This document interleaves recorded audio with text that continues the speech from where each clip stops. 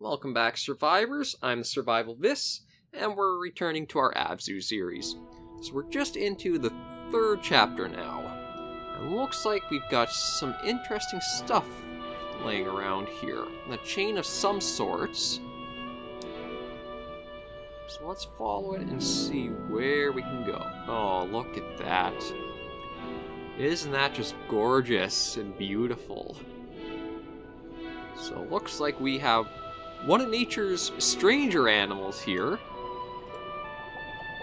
This, ladies and gentlemen, is an ocean sunfish, and they are an oddity to say the least in the animal kingdom.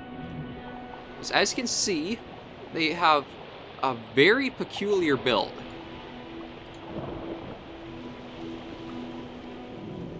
I believe they're plankton feeders, which is actually kind of odd when you look at the mouth when you're with one. Because normally your plankton feeders have a large mouth in order to kind of catch as much food as they can. Now, it's not exactly designed for speed if you look at, well, the tail fin that almost kind of doesn't exist to it. But these are one of the really rare and unique fish that are out in the oceans. And they are as big as, if we say our person there is about 5'8" or 5'6" as maybe just a standard height for people, that is pretty good representation of how big they are. It's kind of incredible they're that big. But let's not spend too much time on them. We've got a lot of other ones to see too. Such as right here, you are the silky shark. I can't even remember how many different species of sharks there are supposed to be, or we know of so far in the oceans. Oh, well, I heard something. Oh, that's what I heard. The little guy stuck on the statue, it seems.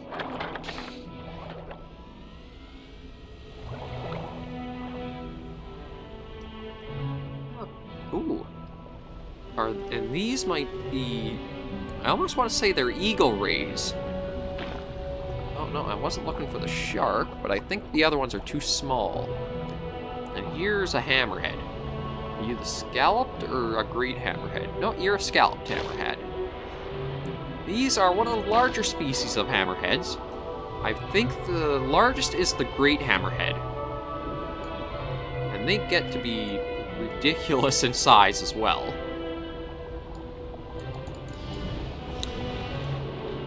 Ooh. Well, I think we've kind of swam with that sea turtle before, but we have not. You're the eagle ray. Another species of manta, I believe. But an incredibly different build compared to the others. And for those who might not know, manta rays, actually all rays, are very closely related to sharks. Yeah. It's way back millions of years in evolution that they kind of split off. But they are very closely related. And in some ways, you can actually see the body plan similarities. Their pectoral fins have kind of become large wings. The pectoral is actually that small little one right there on the back. No, hang on. Trying to go a little faster than I should with trying to think. The dorsal fin is the one on the back there. The pectorals are the wings. And it does have a tail, but as you can see, it's definitely not made for thrusting. It's almost a vestigial appendage now. And for anyone who doesn't know what the word vestigial means, basically means kind of, what's a good way to say it? Sort of something that's been carried over from a previous generation or previous evolution of the creature, but doesn't really have any use anymore. Like our appendixes in humans is one that we see as kind of a vestigial feature. When you go back in the evolutionary line, our ancestors did have a use for the appendix that was probably to help digest plant matter. But now we don't really need or use that anymore. Swim around with the manatee for a little bit here. And that's like the tailbone too. You don't actually have a tail, but as we've evolved, that's shrunken and changed to be more of a visual feature for us. So we'll just swim over with the manatees here. Nice, slow, and easy going species or creatures. Let's see if we can find anyone else or anything else.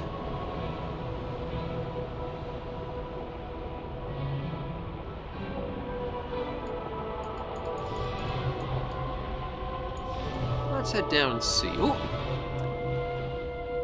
Octopus right there. Didn't mean to spook him off, but nice to see that there is life everywhere in the game. And it always gives you a reason just to go around and see what else you can find. Oh, well, there's another one of our little guys here. Let's get you in working order. There you go. Always nice to go diving with some friends.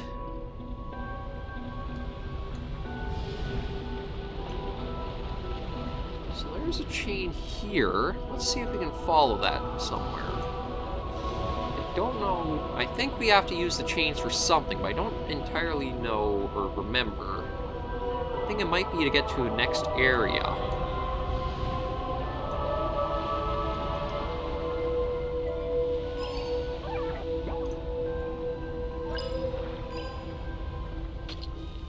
Yeah, we might have to follow the chains along, and there might be something we have to do to open them a bit.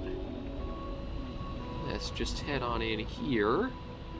Oh, yeah, there are things to do. This is a quiet little tucked away area. It's like, I just want to see if we can see what's creating this bioluminescence.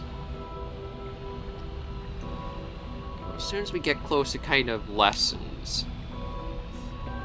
But down in the deep sea, it's like almost like the stars out above when you get into areas with a lot of bioluminescent creatures. Because no light actually reaches so deep with how just how deep the ocean is and how sunlight can't get through. A lot of species have adapted to be able to create their own light sources to attract prey, find each other. Just a lot of really unique and amazing details and things. Okay, so that was that side done. So let's go through, because I do know what I want to actually try to find as we were swimming with the manatees. There's that species of shark that we were close to. It was somewhere around here we saw it passing around. Oh, it's just so gorgeous. Okay, let's see if we can find it. Because it was a very different build compared to what we're used to for seeing sharks. Like the silky sharks, the hammerheads, those are ones that I'm sure a lot of people will easily recognize for their features. But they come in a lot of different shapes and builds too. So we'll open that one up. And I don't know if that'll open the gates here or not. Oh yeah, it did. Okay. So we'll go through that in a little while. I just do want to try to see if we can find that one. Actually, I should try to see if I can find a little shrine to meditate at as well. I think only the Great White Shrine is the one we can do that at.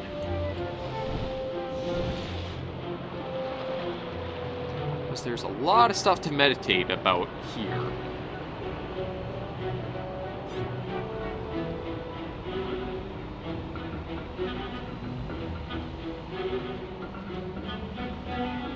Okay, let's go looking around a bit. Oh, here's our shrine. So let's go examine a little bit. This is who we were looking for, the zebra shark. Now Now this is, I think, a bottom-feeding shark, just judging by how the kind of body shape is. You can see, if I can get him into the right light, the jaw is on the lower part of him. So it's not exactly made for predatory like you see in the great white to try to go after. Ooh, actually we might have to go find him. There's a few things in here. But he's also got a larger, kind of bulkier build, and more patterning to hide on the seafloor too. So we'll leave him to phase through reality in the walls there, and see what else we can find. So we found ourselves some kelp fish. These are the long, slender orange ones in the group here, because those, we've already seen the sheep heads. And nice big manatee here, just saying hello. On the eagle rays. Well, these are just a really cool looking species, aren't they? You can see the mouth right on the bottom there. They're definitely not plankton feeders. Those I probably swoop down to the seafloor and just try to get crustaceans or shellfish that live on the bottom. The wahoo. I'm actually not sure which one is the wahoo. Okay, I think it's the striped one here. Oh. And here's the nautilus. These are some really ancient fish. These are almost an ancestor towards a lot of cephalopods, I believe. Like the octopus and squid. These guys, I think, came in the fossil record quite a while before them. What's amazing that they were adapted so well that they've still existed for millions of years. And there's our big boy, the sunfish. And I want to see, because I think there are some small rays going around as well. Scalloped hammerhead.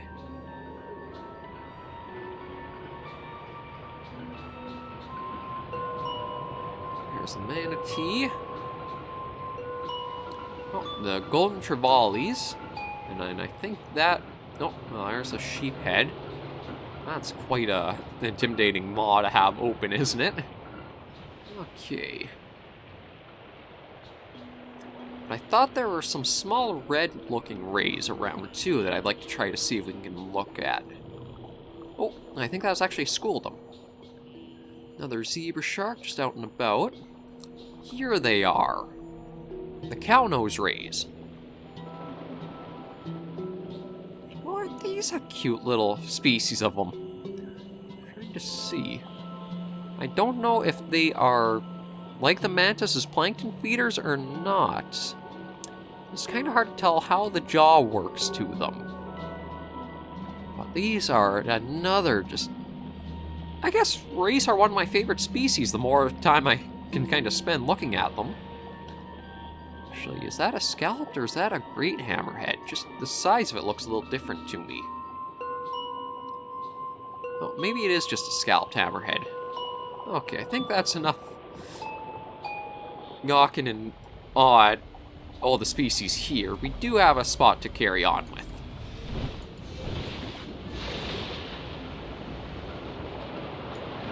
In through another little canyon here. Ooh, and that... I don't believe that's actually a statue of any living fish at the moment. I believe that might actually be a Dunkleosteus, going by the head shape. Because Dunkleosteus has a very, very distinct kind of cranial feature to it. It's basically a giant armored helmet for a head. And then a lionfish down there. So we'll keep going along a little bit. Yeah, a few more of those shrines. And I think this is another dead zone. We'll have to see... Oh, ooh, no! Going through another little area like this. There's the great white again. And it does have the marks on the side, like the other one did. Yeah, but it doesn't want to let us get too close. Just go through... Ooh. Just went through a little corner there. Let's see if we can follow him a bit.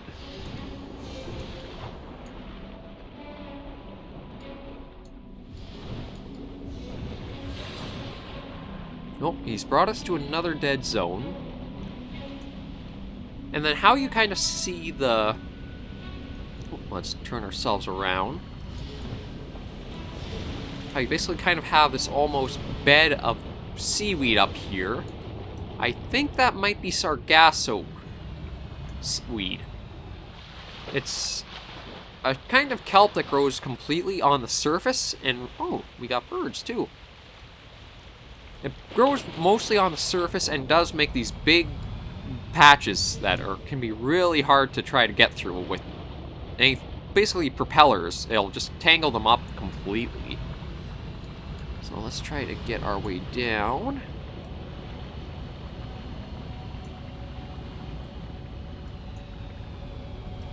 There we go. Took a little bit there.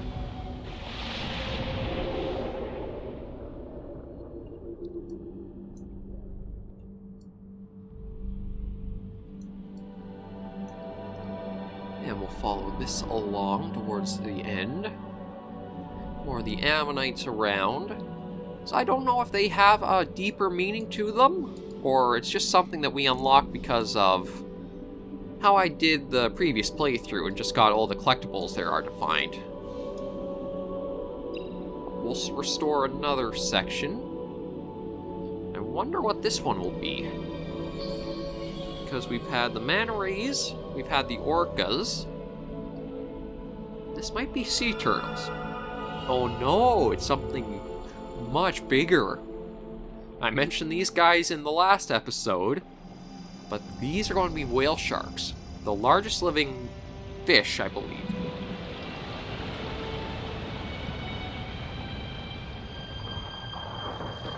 Yep, everything's restored. There they are. Beautiful creatures. Very docile, and honestly, they're one of the species I'd really love to just be able to swim with, actually. I mean, I'm probably a terrible swimmer with a little bit of an issue I have with my left knee. But they are just a remarkable species to be around.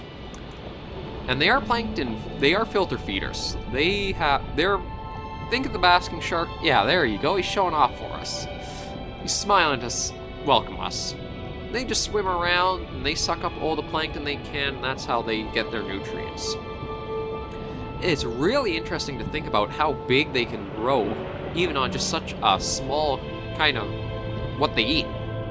Like, you think about the largest land predators and animals, like elephants, lions, polar bears, stuff like that. They all eat huge amounts of food, and I'm sure these guys have so much they have to eat too. But that they get it all from just small microscopic organisms is incredible. Oh, there is another shrine, so maybe... I don't think we'll spend too long at this one, because I think we've probably seen the majority of what's here. Threadfin butterfly fish, barracuda. Yeah, another barracuda there. Another one there. Our big whale sharks. Oh, that's gotta be amazing to be able to swim alongside something like that. Another triggerfish. These are the reef triggerfish. That body plan is a dead giveaway, isn't it? I think, yeah, that's about everything here. We've seen everybody else already from this one.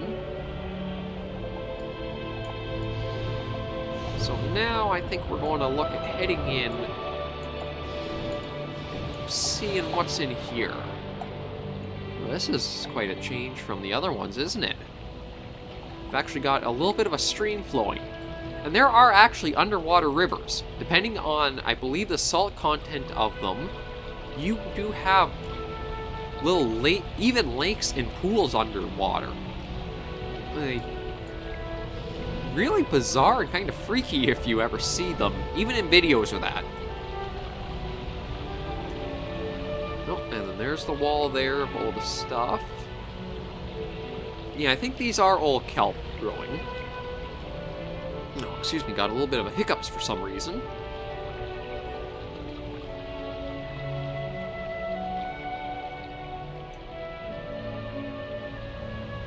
So this looks like the big kind of red center we go to each time.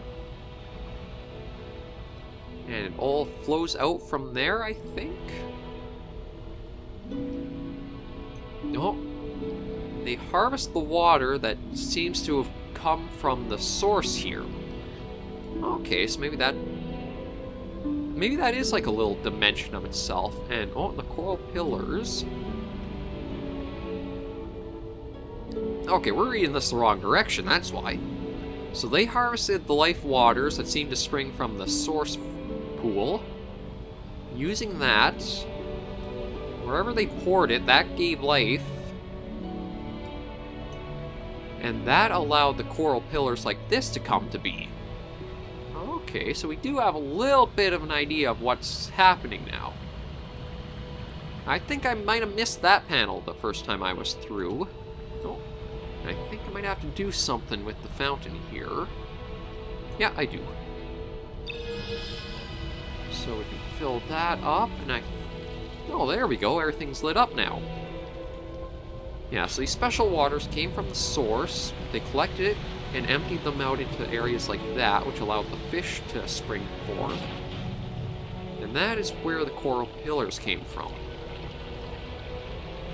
Looks like we have a lot more nautili, or nautiluses, in here. And before I try to decipher all of that, let's get this place lit up. Oh. Well, that's definitely us. So... let's see.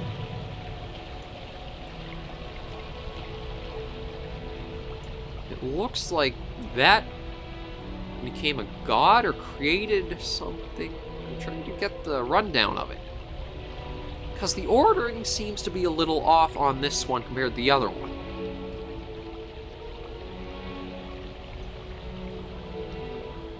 Like, okay, so we have the coral pillar broke, and so the pillar broke, and looks like that tried to harvest the essence, or the last of it. Or did that make us?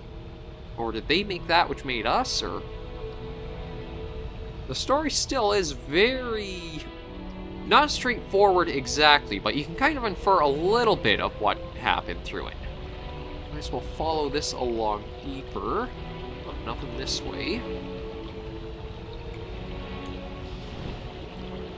Into another big section. Oh, looks like that might have actually been a small hammer. Yeah, those are some small hammerheads.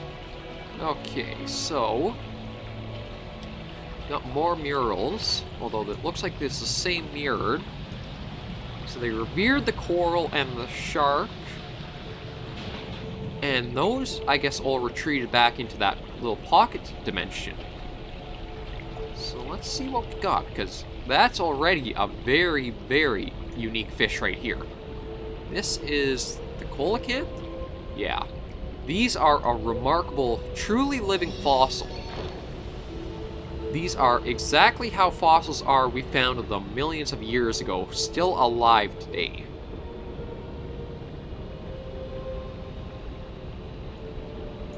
So let's meditate a little bit so we can get a nice, good, up-close view. Well, that's the little nautilus buddy we've seen before. This is an Achilles surgeonfish. Oh yeah, this is a little mini hammerhead, the bonnethead shark. As you can see, they have a much different kind of head build compared to your regular hammerhead. It's almost like a little shovel for a head there. And this is the green moray eel. We've already seen them. This is the guy we want to look at, though, the coelacanth. These guys, I think, are well, I know they're a very ancient lineage, but even their build is really remarkable compared to any other fish alive. As you can see, they have two dorsal fins. They have one down there. the lobed tail. They are a very unique ancient fish, and it's just remarkable to see them. Let's see what else we can find. Oh, a few bannerfish. Back to the bonnet head. Now what the hammerhead sharks, even the bonnet head here, the reason why the head is so flat and wide, it's almost like a metal detector in a way. It has sensory organs all throughout the head, and it kind of uses that to go, sweeps its head left and right, try to find any movement underneath the sand for, like, shellfish, crustaceans, or any other food. And when it picks that up, that helps it hone in and be able to basically find and eat what they're after. They do make for cute little guys, don't they? Anybody else I want to take a look at? There's one more species in here, I think, that I haven't seen or gotten up close to yet. I think they're remora, I believe. I just want to get a good look at one, so that way I can know for sure. Not you guys. No, you're just bumping me back and forth there a bit.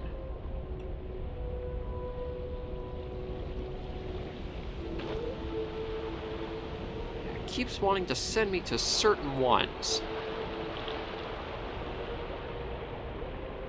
There are clownfish in here, but not really much to say about those. Sure, a lot of people can recognize them. There we are. It's that group right there I want to get. Yeah, these guys, the remora. These guys have a symbiotic relationship with a lot of larger animals that go through the sea. Most notably, I think sharks, but maybe dolphins as well. But that flat head and the weird little patterning is actually sort of like a suction organ, or a suction structure. It's meant to kind of latch onto larger things like manta rays, sharks, and just kind of swim and ride alongside them. And the sharks get basically a little cleaning service. These guys will eat any parasites or small little pests for the larger species. So that's a wonderful little find to come across. But I think we're going to continue on. So we gotta follow the flow of the water.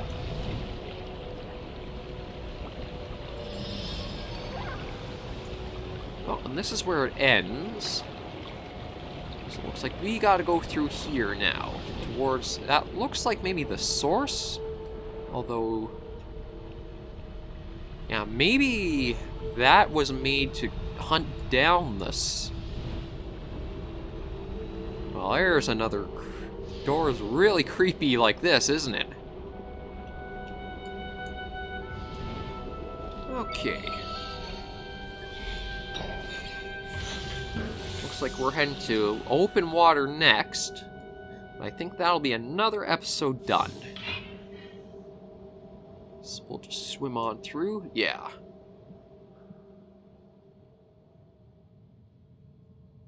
Yeah, so that brings our third episode of ABZU to an end. I believe that puts us at halfway through now. I think there's 2 or 3 more kind of ones to go through.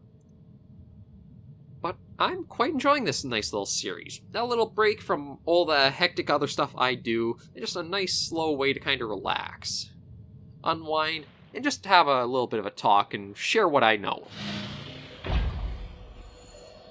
So we're going to leave that right here for now, and maybe I'll do one more episode, then I think I'm going to go get myself something for lunch. I am starving. But in the meantime, thank you guys for watching as always, and I'll see you in the next episode. Remember, survivors, as always, take care and stay alive.